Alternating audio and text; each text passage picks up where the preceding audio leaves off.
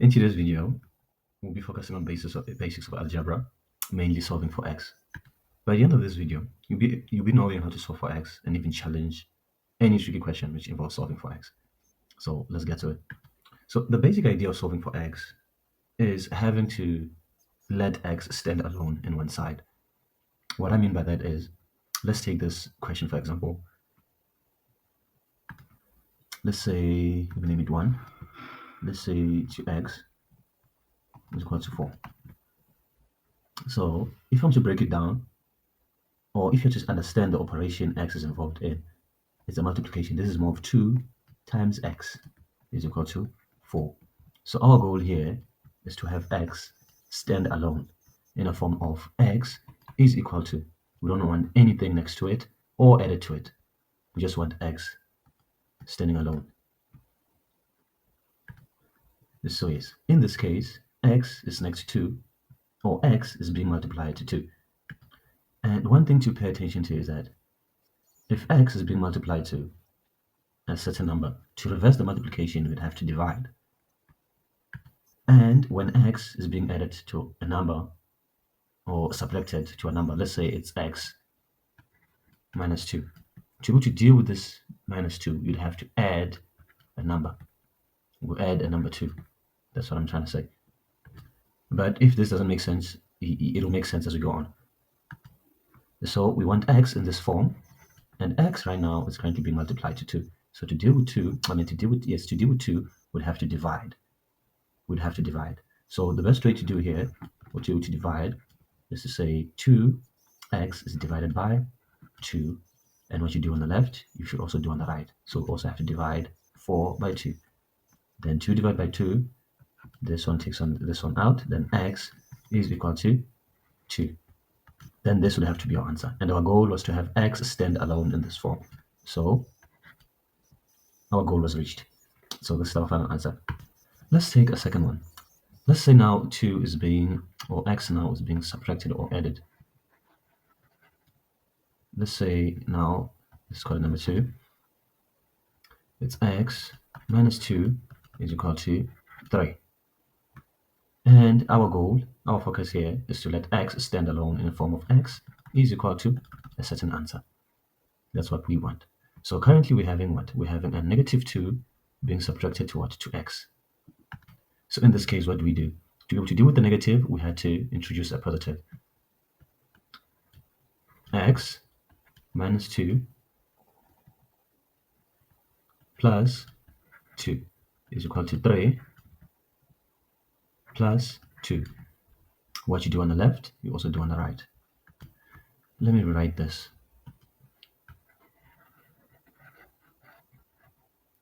So it's x minus 2. To deal with the negative sign, we have to introduce a negative sign. And since we want our x to be left alone like this, we'd have to find a way to cancel what? Our negative 2. So we'd have to introduce a positive 2. Let me write it with a different color. A positive 2. This is equal to 3. What we do on the left, we should also do on the right. So we introduce the positive 2, we'll have to introduce a positive 2 also on the right side. So it's a positive 2. So x negative 2 plus 2 is a 0. Then this leaves us with x equal to 3 plus 2, which is 5. And this is our final answer. Let us take a third one, which involves x being added to a number. Let me read this side.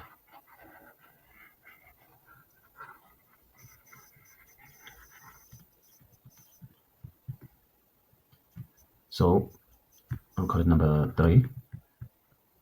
X plus 4 is equal to 6. So our goal is to have x in this format. So x plus 4. What we do here is x plus 4. So to be able to get rid of the 4, we'll have to introduce a negative 4. So it's a negative 4 equal to 6. What we do on the left, we should also do on the right. So we introduce a negative 4, we should also introduce a negative 4 on our right-hand side. And x plus 4 minus 4 is a 0. x is equal to 6 minus 4. Answer is 2. So from our past questions, we've seen that x was involved with the multiplication, was involved with an addition, and also a subtraction sign. So what happens now if it is involved with a division sign? How would we handle that? How would we handle, let me call it number 4. How would we handle a question like this? X over 2 is equal to 3. And our first question was 2x is equal to 4. And we said our x is involved with the multiplication sign. And to deal with the multiplication sign, we had to introduce a division. We had to introduce division. Division by what? Dividing by what? By 2. Because we wanted to cancel out the 2. So in this case, we have a division. What then do we introduce? In this case, we'd have to introduce a multiplication in this case. So the goal is still the same. We're aiming to do what? To have our answer in this format. In this format, we're aiming to have x stand alone. Not above anything, not under anything, not next to anything. Just x alone equal to a value. So in this case, we'll say x over 2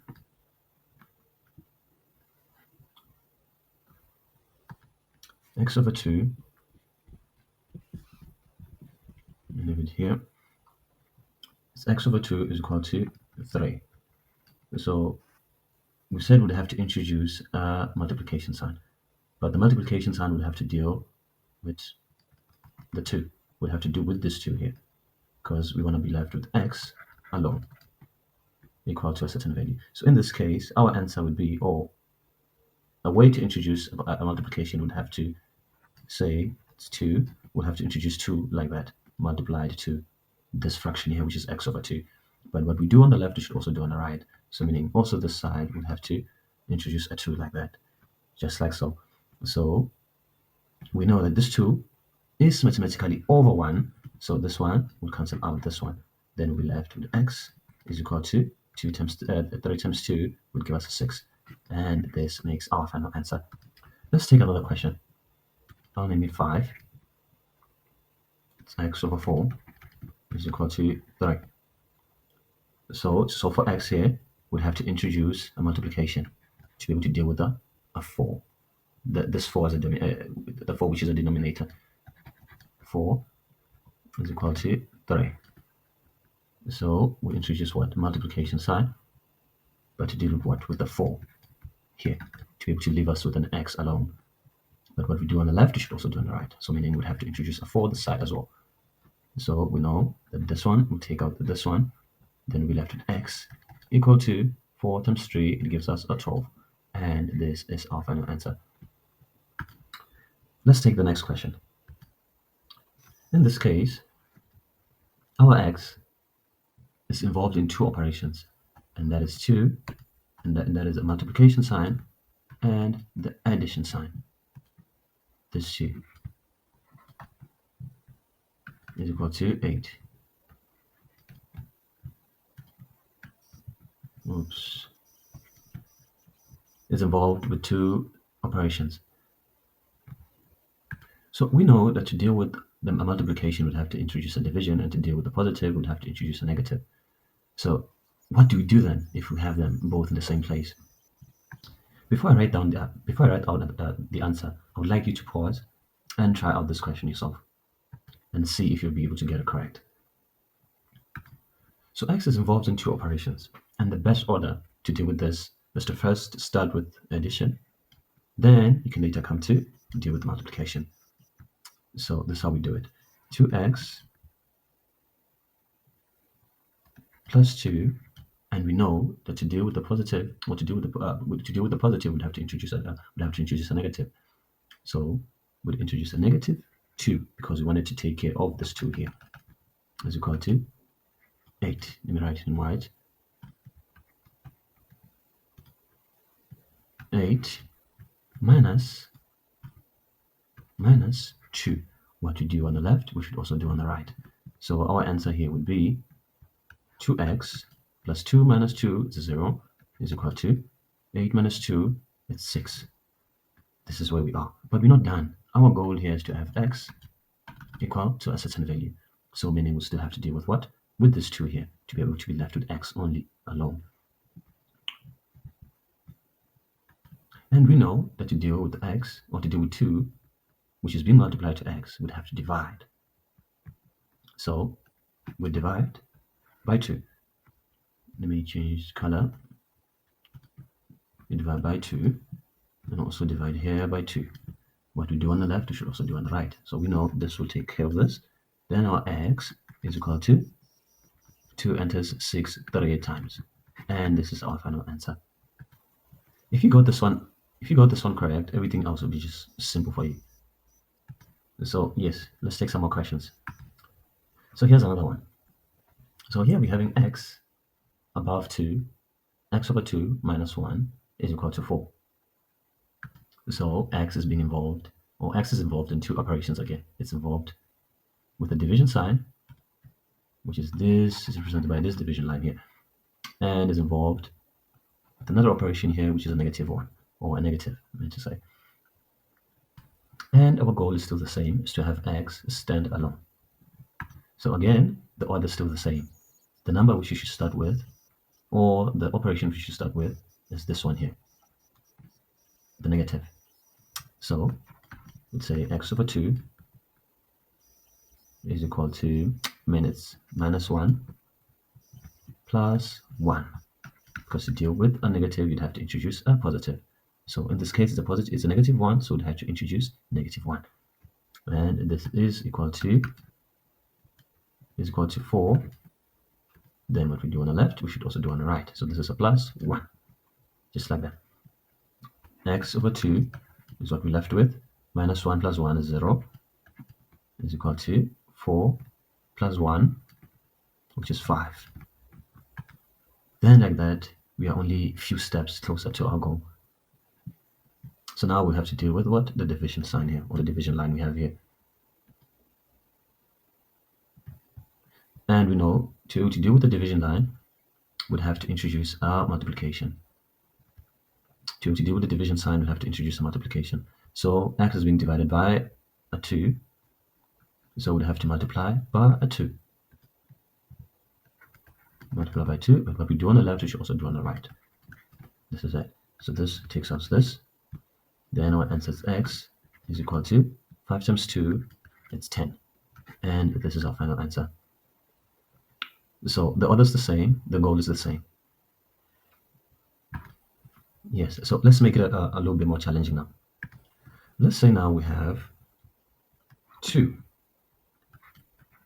in brackets, x plus 2 is equal to 8. How do we deal with such a question then? You can pause and try it. In this case, the order changes, because now we have brackets introduced. We have these introduced. So it doesn't give us access to this number here. So it means we'll have to deal with this first to be able to eventually get to be able to access this bracket, or whatever is inside this bracket. So yes, that's the order this time. So let me rewrite it. Looks complicated. Let me write it. So I would have to deal with the 2 here. So the 2 is being multiplied. It's multiplied to the whole bracket. So how we deal with that multiplication is that we divide. So I would have to say I divide by 2. Why not by 4? I'll have to divide by a number that will be able to cancel this one out. Then now we're left with x plus 2 is equal to 8 divided by 2, which is 4. And when it's like this, not even the brackets are necessary. Then you can take them out and say x plus 2 is equal to 4. And this looks simple. This looks simple. It looks like one question once came across. And we know that in this case, we have an x plus 2. And to deal with the plus, to deal with the plus, we'd have to introduce a negative. But a negative what? A negative 2. We should be able to deal with the positive 2. And this is equal to 4 minus 2. which we introduced on the other side. Then x is equal to 4 minus 2, it's 2. And this is our final answer. Now, let's take the last one. Let's take the last question. So right now, we are having x plus 2 over 4 is equal to 3. Then, what do we do then in this case? What do we do here? We cannot say we're starting here, or we can take this one, or we can deal with this one. That is not the best way. That's not the best order to start to deal with this question. But what is best here is to deal with this division line here, or the division sign here, by introducing a multiplication sign. So it'll be x. So it'll be x plus 2 over 4 is equal to 3. So we'd have to introduce a multiplication, and the multiplication should be able to deal with the 4, the denominator. So we introduce 4. What we do on the left, we should also do on the right. The same applies on this side. So we know that this 4 will take care of this 4. Then our answer here will be x plus 2 is equal to 4 times 3. This gives us a 12. And we know that from here, we know the procedure, or we know the order. Then from here, we'd have to say x plus 2. And to deal with the plus 2, we'd have to introduce a negative 2, which is equal to 12 minus 2. Then the answer here, it's x is equal to 12 minus 2, it's 10. And this is our final answer. That is all for today. This is Uncle Vinny for Mathematics. If you found this video helpful, please hit the like and subscribe button. See you on the next one.